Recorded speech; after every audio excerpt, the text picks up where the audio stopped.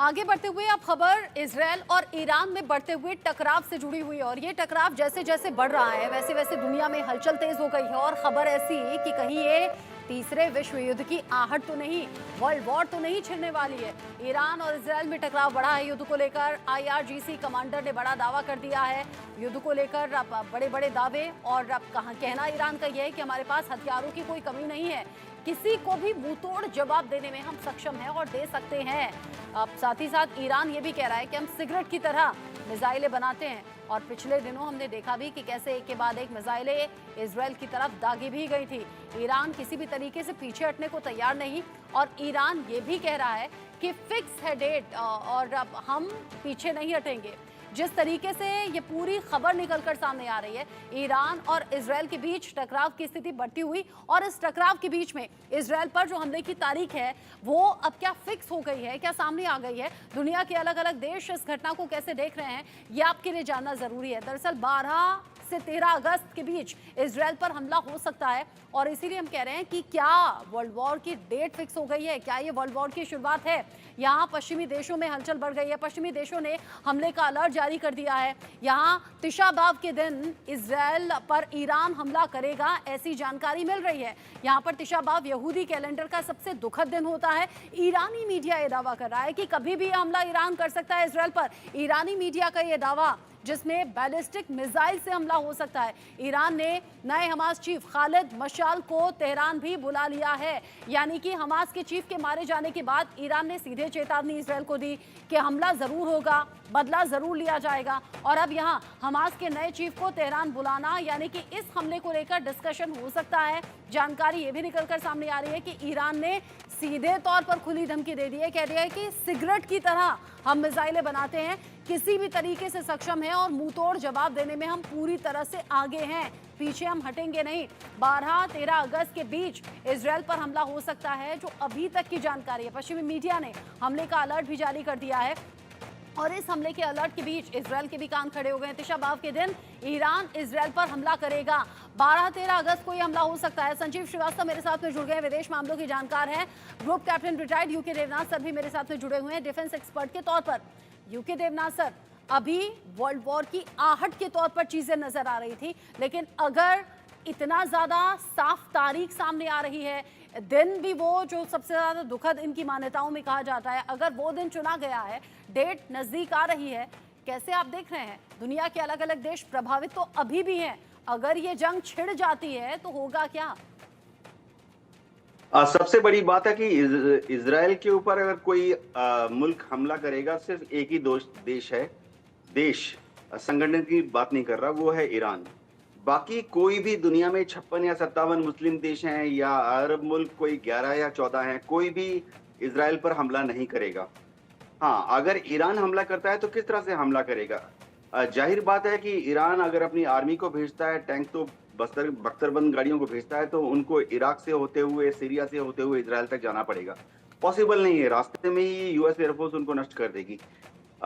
Iran के पास एक navy है, छोटी सी नेवी है, लेकिन अगर वो इजराइल पर हमला करना चाहे नेवल एसेट्स के थ्रू, तो उनको पर्शियन गल्फ से निकलकर एडन की खाड़ी से होते हुए, लाल सागर से होते हुए, गल्फ ऑफ अकाबा से होते हुए इजराइल की तरफ बढ़ना पड़ेगा। वहां पर इजराइल का पोर्ट है एटॉन, लेकिन रास्ते में ही उनको यूएस नेवी और यूएस एयरफोर्स जो है डुबा देगी। तो इजराइल के पास छोटी सी एक एयरफोर्स है, ईरान के पास छोटी सी एक एयरफोर्स है। 1979 के वॉर के बाद उनके पास कोई नए लड़ाके विमान आए नहीं हैं, तो उनकी एयरफोर्स में थोड़े कुछ मिग-29 स्क्वाड्रन्स हैं, वो बहुत पुराने मॉडल के हैं और वो इजराइल तक जाकर 1600 किलोमीटर दूर है, इजराइल तक जाकर वापस नहीं आ सकते। दूसरी बात यह है कि पूरे गल्फ में यूएस एयरफोर्स का दबदबा है और जॉर्डन में पिछले साल जब 8 अक्टूबर के बाद लड़ाई चालू हुई, तो जॉर्डन में यूएस एयरफोर्स ने अपने 2 फाइटर स्क्वाड्रन्स को तैनात कर दिया, F-16 के और F-18 के। तो अगर ईरान अपने फाइटर विमान को, एयरफोर्स के विमानों को भेजेगा इजराइल की तरफ, वो रास्ते में ही धर लिए जाएंगे। तो ईरान के पास हमला करने के लिए कुछ बचता नहीं है, बचते हैं सिर्फ यही ड्रोन्स, यूएवीज, जमीन से जमीन पर मार करने वाली मिसाइल्स। तो अगर ईरान इनका इस्तेमाल करता है, क्या होगा? हमने देख लिया कि पिछले इस साल के अप्रैल में जब ईरान ने 300 ड्रोन्स, मिसाइल्स और सरफेस टू सरफेस मार ये 300 में से सबको रास्ते में ही रोक लिया गया, धर दिया गया, शूट कर दिया गया, नष्ट कर दिया गया। सिर्फ 3 या 4 इजराइल तक पहुंचे और वो भी इजराइल पर कोई मिलिट्री क्षति खास तौर से नहीं कर पाए। छोटा-मोटा ठीक है, उससे इजराइल को कुछ नहीं फर्क पड़ता। तो ईरान अब क्या करेगा? ईरान अब कुछ भी करने के लिए उसके पास कोई ऑप्शन नहीं बचा। धमकियां दे सकता है, लेकिन उससे अमल पे लाना ईरान के लिए बहुत मुश्किल है।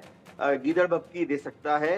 हाँ, हिजबुल्लाह रॉकेट फायर करता रहेगा, हूती जो है एक आध शिप से अटैक करता रहेगा, हमास जो है, जो थोड़े बहुत बचे हुए हैं, एक आध आरपीजी, एक आध मशीन गन फायर कर देंगे आईडीएफ के अंदर, खान यूनिस में या रफा में। इससे ज्यादा कुछ नहीं होने वाला। आप रहिए रुकिए देवनाथ सर, रहिए। एक और बड़ा अपडेट है, ईरान की मदद करने को लेकर खुलकर सामने आ गया है रूस भी, यानी कि ये जो युद्ध की स्थिति है और ज्यादा कॉम्प्लिकेटेड आने वाले वक्त में होगी। रूसी एयरलाइंस का विमान तेहरान पहुंच गया है, यही तेहरान जहां पर हमास के नए चीफ को बुलाया गया है हमले की स्ट्रैटेजी तैयार करने के लिए। जेलेक्स एयरलाइंस के विमान की लैंडिंग हुई है, हथियार लाने और ले जाने में होता है इस्तेमाल। बीती रात तेहरान में लैंड हुआ है ये रूसी विमान। अब रूसी विमान के यहाँ लैंड होने को लेकर अलग अलग तरीके से कयास लगाए जा रहे हैं। इन सब के बीच में अगर जंग हुई तो कौन किसके साथ होगा, ये सवाल बड़ा बना हुआ है, क्योंकि रूस पहुंच चुका है अब, और रूस तेहरान में पहुंचना यानी कि उसके इन्वॉल्वमेंट की बात सीधे तौर पर सामने आ रही है। अब कौन कौन से जो देश हैं ईरान के साथ खड़े हुए नजर आ रहे हैं, ये आप जान लीजिए। अगर युद्ध की स्थिति होती है, तो जंग होती है, तो कौन किसके साथ है? ईरान के साथ रूस है, ईरान के साथ तुर्की भी है जो कि फुल सपोर्ट यहाँ ईरान को देता हुआ नजर आ रहा है। कतर भी उन्हीं देशों में आता है जो कि ईरान के सपोर्ट में है। यहाँ जंग हुई तो इराक भी साथ देगा, ये अभी तक के जो नतीजे हैं सामने आ रहे हैं। सीरिया भी अब ईरान के साथ में नजर आ रहा है, साथ ही साथ लेबनान भी नजर आ रहा है। लेबनान ने तो इनफैक्ट कुछ हमले किए भी हैं अभी इजराइल पर।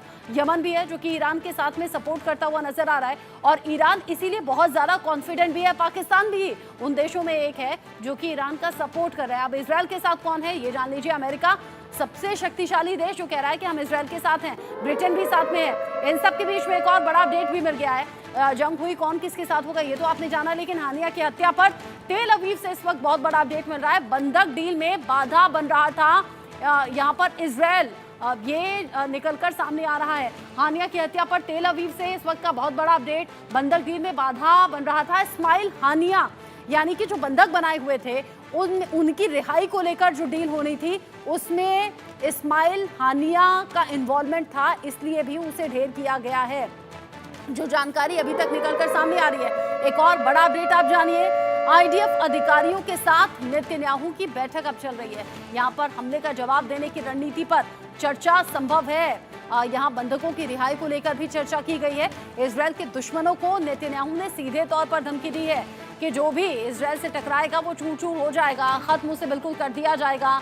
हानिया की हत्या की वजह क्या यही सब चीजें थी जिसको लेकर इजराइल ने ये सोची समझी स्ट्रैटेजी के साथ इस्माइल हानिया का खात्मा किया है, क्योंकि इस्माइल हानिया ये वही सबसे बड़ा रीजन जो कि बंधकों की रिहाई में अड़चन बन रहा था, आड़े आ रहा था। बंधकों की रिहाई को लेकर अब इसमें चर्चा की गई है। इजराइल के दुश्मनों को नेतन्याहू ने सीधे तौर पर धमकी दे दी है। आईडीएफ अधिकारियों के साथ नेतन्याहू ने बैठक की है। हमले का जवाब देने की रणनीति तैयार हो रही है, यानी कि इधर ईरान की तैयारियां हैं और उधर इजराइल की तैयारियां हैं। तैयारियां दोनों तरफ से चल रही हैं, और जब टकराव की स्थिति होगी तो फिर कैसे नुकसान दोनों तरफ से सामने आएगा वो आप जान सकते हैं। यहाँ पर जिस तरीके से बंधकों की रिहाई को लेकर बात हुई है, आगे कदम ईरान का रहेगा या इजराइल का रहेगा ये आने वाला वक्त बताएगा, लेकिन अभी जो स्थिति है वो वर्ल्ड वॉर की तरफ जाती हुई नजर आ रही है। हानिया की हत्या की वजह क्या है ये आप जान लीजिए। हानिया की हत्या की वजह, जिसमें बंधक डील में सबसे बड़ी बाधा बनने के तौर पर इस्माइल हानिया का नाम सामने आया।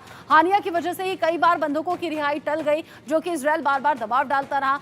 कई बार आखिरी वक्त पर हानिया ने इस बंधकों की रिहाई की डील में खलल डाली है, उसे रद्द कर दिया है। इजराइल को हानिया के बजाय सिनवार पर ज्यादा भरोसा, ऐसे में बंधक डील में याह्या सिनवार का रुख नर्म भी देखा गया। हानिया के हटने के बाद बंधकों की रिहाई जल्दी हो पाएगी, ये इजराइल उम्मीद करके बैठा है, और इसीलिए इस्माइल हानिया का खात्मा किया गया, क्योंकि बंधकों की रिहाई में सबसे बड़ी अड़चन भी रहा। अब इस अड़चन को तो इजराइल की तरफ से दूर कर दिया गया है, लेकिन इस अड़चन को दूर करने के बाद आगे की स्ट्रैटेजी होगी क्या? दोनों दो देश आमने सामने आ रहे हैं, क्योंकि आखिरी वक्त में इस्माइल हानिया की तरफ से अड़चन डाली गई और ये नुकसान फिर इस तरीके से सामने आया है। हमास का चीफ तो मारा गया है, ईरान इससे बौखला गया है, और ईरान जो देश हमने इससे पहले बताया, अलग अलग वो देश जो ईरान के सपोर्ट में है, और इसीलिए ईरान कह रहा है हम कोई कच्चे खिलाड़ी नहीं है, यहाँ सपोर्ट अलग अलग देशों का, और इसी सपोर्ट के साथ अब इजराइल पर आगे हमला करने की चेतावनी भी दे दी है। संजीव श्रीवास्तव जी, जो हालात अभी के बने हुए हैं, क्या आपको लग रहा है कि 12-13 अगस्त की जो डेट नजर आ रही है, क्या इसी दिन छिड़ जाएगा युद्ध? मेरे असेसमेंट के मुताबिक ईरान इसे रिस्पॉन्ड अवश्य करेगा, क्योंकि ईरान के ऊपर एक बहुत बड़ा हमला उसके हार्ट ऑफ द जो उसका सिटी है जो तेहरान, वहाँ पर एक हमला किया जाना और उसमें हमास के चीफ का मार गिराया जाना एक ईरान की सिक्योरिटी एजेंसीज के लिए और उसके पूरे राष्ट्र के लिए बड़ी चुनौती का समय है। और ईरान अपने देश की जनता को भी दिखाने के लिए और अंतर्राष्ट्रीय समुदाय को भी दिखाने के लिए कि वो कमजोर नहीं है, वो उसे कुछ रिस्पांस अवश्य करेगा। लेकिन जो भी ईरान का रिस्पांस होगा वो लिमिटेड रिस्पांस होगा। इस बात की ज़्यादा प्रबल संभावना दिखाई देती है कि ईरान अपने प्रॉक्सीज के माध्यम से, विशेष रूप से हिजबुल्लाह के माध्यम से कोई कार्रवाई कर सकता है। ईरान ड्रोन्स और मिसाइल्स की स्ट्राइक भी कर सकता है, जैसा कि हमने अप्रैल में देखा था कि ईरान ने 300 के लगभग ड्रोन्स और मिसाइल्स को लॉन्च किया था और जिसको कि इजराइल और यूनाइटेड स्टेट्स ऑफ अमेरिका ने विफल कर दिया था। तो उस तरीके की जो स्ट्राइक है वो भी ईरान कर सकता है, लेकिन इसकी ज़्यादा प्रबल संभावना है कि लेबनान से इजराइल के ऊपर हिजबुल्लाह के माध्यम से कोई कार्रवाई हो सकती है। और आप देख रहे हैं कि इजराइल इसके लिए पूरी तरह से तैयार है, चाहे वो ईरान का ड्रोन्स और मिसाइल का हमला हो, चाहे वो हिजबुल्लाह का हमला हो या हुती का हमला हो। इजराइल हर एक स्थिति के लिए अपने आप को वो तैयार करके रखा हुआ है, हाई अलर्ट मोड पे है। साथ ही साथ यूनाइटेड स्टेट्स ऑफ अमेरिका पूरी तरीके से अपने एयरक्राफ्ट कैरियर्स और अपने पूरे मिलिट्री माइट के साथ वहाँ मौजूद है। और जाहिर है कि यदि कोई इस तरीके की बड़ी चुनौती इजराइल के ऊपर आती है तो यूनाइटेड स्टेट्स ऑफ अमेरिका एक और बड़ा अपडेट मिल रहा है संजीव जी, एक और बड़ा अपडेट मिल रहा है। इजराइल पर मिलिट्री ऑपरेशन की तैयारी अब हो रही है। ईरान कर रहा है इस मिलिट्री ऑपरेशन की तैयारी। तेहरान पर हमले का विनाशकारी इंतकाम अब ईरान लेगा। तेहरान में मिसाइल तैनात कर दी गई हैं, लेजर गाइडेड ये सैम सिस्टम तैनात किया गया है, जिससे इजराइल को बड़ा नुकसान पहुंचाने के इरादे से ईरान तैयारी किए बैठा है। ये दर्शकों के लिए जानना जरूरी है कि किसमें कितना दम है, इजराइल के पास क्या है, ईरान के पास क्या है, वो ग्राफिक्स के जरिए टीवी स्क्रीन पर हम दिखाएंगे। लेकिन जिस तरीके की कंडीशन अभी बनी हुई है यूके देवनाथ सर, अगर दोनों देशों को कंपेयर करें सैनिकों के मामले, एयरक्राफ्ट के मामले में, टैंक युद्धपोत के मामले में, तो ऐसा नहीं है कि किसी को कम या किसी को ज्यादा कह दिया जाएगा। कुछ मामलों में इजराइल के पास ज्यादा है तो कुछ मामलों में ईरान कहीं आगे निकलता हुआ नजर आता है। लेकिन अगर ऐसे देखें तो कौन ज्यादा ताकतवर या फिर इस युद्ध में कौन बाजी मारता हुआ आपको नजर आएगा अगर छिड़ता है तो? देखिए, अगर युद्ध छिड़ता है तो ये जाहिर बात है कि इजराइल बहुत ज्यादा सुपीरियर है। ईरान की नेवी किसी भी हालत में जाकर समुद्री रास्ते से इजराइल को हमला नहीं कर पाएगी, उनको रास्ते में ही डुबा दिया जाएगा। ईरान की एयरफोर्स जो है किसी भी तरह से ईरान से इजराइल तक नहीं पहुंच पाएगी, उनको रास्ते में ही शूट डाउन कर दिया जाएगा। और ईरान की जो थल सेना है वो भी किसी भी सूरत में इजराइल तक नहीं जा सकती, रास्ते में ही नेस्तनाबूद कर दिए जाएंगे। इजराइल जो है, देखिए इजराइल की जो अप्रोच है एकदम अलग है। इजराइल जो है स्पेसिफिक टाइम पर एक छोटा सा अटैक करता है ईरान के ऊपर और बहुत हाईली इफेक्टिव अटैक करता है, चाहे वो अटैक खुफिया तौर पर करे या ओपनली करे। ईरान की दुविधा ये है कि ईरान के पास सिवाय ड्रोन अटैक करने के या मिसाइल अटैक करने के और कोई चारा नहीं है। ईरान ने अपने सेल्फ डिफेंस के लिए ये laser guided SAM surface to air missile systems deploy कर दिए हैं, लेकिन ये सिर्फ सेल्फ डिफेंस के लिए है कि अगर इजराइल का कोई इजरायली एयरफोर्स का कोई जहाज अगर ईरान तक आ जाएगा उसको शूट डाउन करने के लिए है। तो ईरान के पास इजराइल के ऊपर हमला करने के लिए कुछ भी नहीं है। ईरान के टैंक बहुत पुराने हैं, हवाई जहाज बहुत पुराने हैं, उसके जो नेवी के शिप्स हैं वो करीबन मैं शब्द यूज कर लेता हूँ, कबाड़ हैं। तो हानिया की मौत का इजराइल के बदलाव सामने ईरान कहीं लेना नहीं चाहता टिकता। है यूके देवनाथ सर, लेकिन इन सब के साथ ही जैसे आपने कहा कि इजराइल कहीं ज्यादा ताकतवर इसमें नजर आता है। अब इजराइल के साथ सुपर पावर अमेरिका है, तो जाहिर सी बात है अमेरिका ये भी निश्चिंतता देता है कि इजराइल के तरफ अगर किसी ने भी आंख उठाई तो हम पूरी तरह से साथ हैं। जो बाइडेन बेंजामिन नेतन्याहू के बीच में बातचीत हुई है, ये अभी का अपडेट है। दोनों नेताओं के बीच में फोन पर बात हुई है।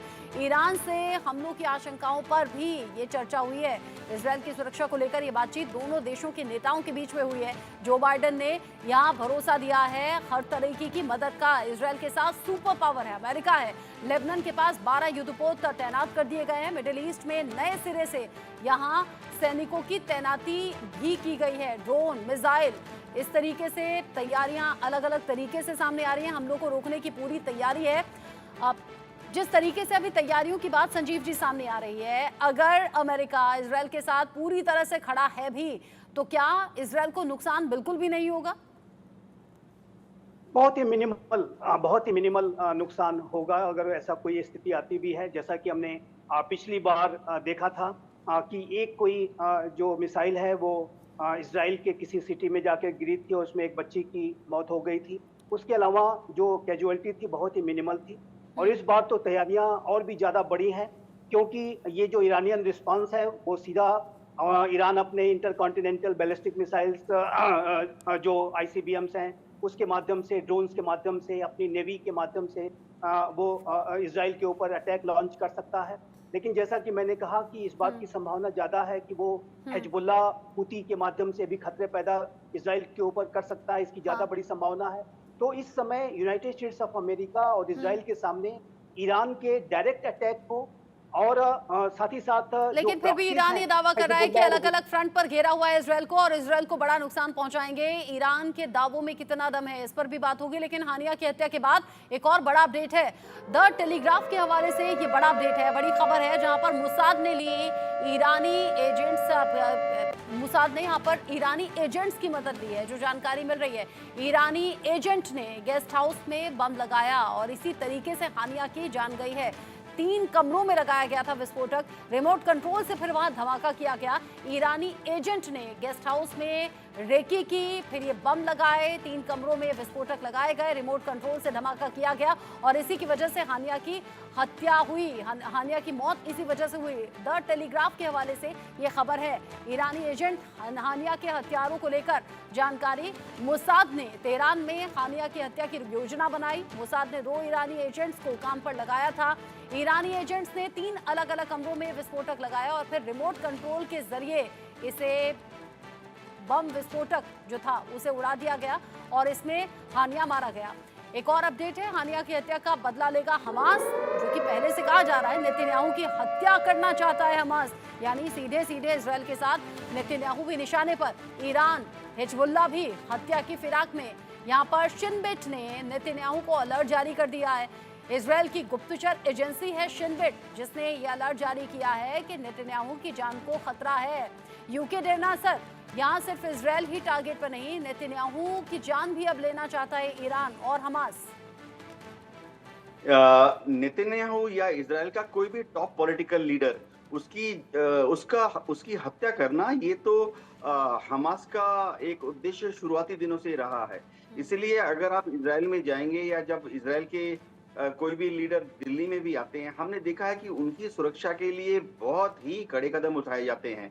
और तो और जब भी नेतन्याहू कहीं जाते हैं, ना सिर्फ उनके आसपास 3 सुरक्षा घेरे होते हैं, वरन इजराइल की जो टॉप इलीट कमांडो फोर्स है उसके कमांडोज जो हैं सिविल ड्रेस में नेतन्याहू के पास में रहते हैं, ताकि अगर नेतन्याहू के ऊपर कोई भी हमला कोई कहीं से करे तो ये कमांडो जो हैं तुरंत सिविल ड्रेस पहने रहते हैं, पहचाने नहीं जाते। ये अलग अलग ट्रिक्स हो सकती हैं बचने की, लेकिन यहाँ ईरान पूरी तरह से इस सोच के साथ कि इजराइल का नुकसान पहुंचाए और नेतन्याहू भी निशाने पर। उधर खबर ये भी कि ईरानी एजेंट्स की ही मदद मोसाद ने ली थी हानिया के खात्मे के लिए। उन्हें भी अब ईरान पहचाने कि कौन वो ईरानी एजेंट्स थे। यूके देवनाथ सर, संजीव श्रीवास्तव जी, बहुत शुक्रिया आप दोनों का इस डिस्कशन में साथ में रहने के लिए।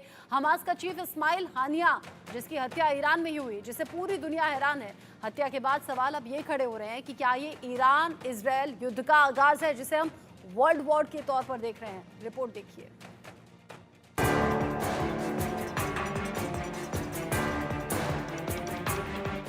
शुरू इजराइल ने किया, खत्म ईरान करेगा। हानिया का अंत, अरब में होगा महाविध्वंस। ईरान ने खाई कसम, इजराइल को मिटाकर लेंगे दम। कुछ घंटे भारी, इजराइल पर होगा हमला हाहाकारी। हमास चीफ हानिया की हत्या का बदला लेने के लिए ईरान उतावला है। हानिया की हत्या का इंतकाम लेने के लिए हिजबुल्लाह आग बबूला है, तो वहीं हूतीज महासंग्राम करने के लिए आमादा है। हानिया की मौत का गुस्सा ईरान ही नहीं बल्कि प्रॉक्सीज भी दिखा रहे हैं। लेबनान के हिजबुल्लाह, इराक के इस्लामिक जिहाद, यमन में हूती, सीरिया के शिया गुट पहले ही दो टूक कह चुके हैं कि इजराइल को हानिया की हत्या की बड़ी कीमत चुकानी होगी। वहीं ईरान, लेबनान, इराक और सीरिया को तब और बल मिला जब ईरान के सुप्रीम लीडर खामनेई ने इजराइल पर सीधे अटैक करने का फरमान जारी कर दिया। खामनेई ने धमकी भरे लहजे में इजराइल से कहा कि इजराइल को हमारे मेहमान को मारने की कीमत चुकानी ही होगी। इजराइल का अंजाम बुरा होगा। हानिया की हत्या के बाद अरब बैठक पर बैठक हो रही है। उधर ईरान के टॉप अधिकारी भी इजराइल पर हमले की योजना बना रहे हैं। ईरान पहले भी इजराइल को सीधे अटैक कर चुका है, लेकिन तब उसके सभी रॉकेट्स और ड्रोन इजराइल और उसकी अलायंस फोर्सेस ने रोक दिए थे। ईरान मिलिट्री कमांडर इसी तरह का दूसरा हमला करने की तैयारी में जुट गए हैं। अगर इजराइल के ऊपर सीरिया, इराक, यमन, लेबनान और ईरान की ओर से एक समय में अटैक होता है तो उसके एयर डिफेंस सिस्टम को उन्हें रोक पाना मुश्किल होगा। वहीं हानिया की मौत के बाद इजराइल अलर्ट पर है। हालांकि इजराइल ने इस हमले की जिम्मेदारी नहीं ली है, लेकिन ये बात भी किसी से छिपी नहीं है कि इजराइल का ऐसे ऑपरेशंस को अंजाम देने का लंबा इतिहास रहा है। इजराइल के पीएम बेंजामिन नेतन्याहू ने ईरान की जवाबी कार्रवाई की धमकियों पर प्रतिक्रिया देते हुए कहा कि ईरान किसी भी मोर्चे पर हमारे खिलाफ किसी भी आक्रामक कार्रवाई की भारी कीमत वसूलेगा। लेकिन अगर ईरान और इजराइल में सीधे तौर पे जंग होती है तो कौन किस पर भारी होगा, जरा आंकड़ों से समझ लीजिए। इजराइल सैनिक 6.7 लाख, ईरान के पास सैनिक 11.8 लाख। इजराइल के पास एयरक्राफ्ट 612, ईरान के पास एयरक्राफ्ट 551। इजराइल के पास टैंक 1370, ईरान के पास टैंक 1986। इजराइल के पास युद्धपोत 45, ईरान के पास युद्धपोत 21। इजराइल के पास पनडुब्बी 5, ईरान के पास पनडुब्बी 19। इजराइल के पास बख्तरबंद गाड़ी 43,000, ईरान के पास बख्तरबंद गाड़ी 65,000।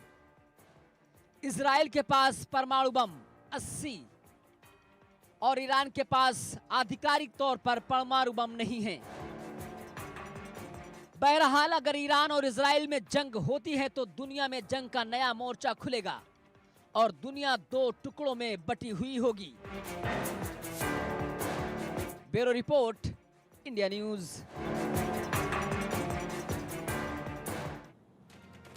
हानिया का अंत तो हो गया, लेकिन उसके बाद अब आगे जो ये वर्ल्ड वॉर की तैयारी के तौर पर ईरान और इजराइल टकराने की तैयारी में है, कौन करता है पहल या फिर किसकी जरिए क्या जवाब देने की कोशिश होती है, आगे अपडेट आप तक पहुंचाएंगे। एक छोटा सा ब्रेक यहां पर ले रहे हैं।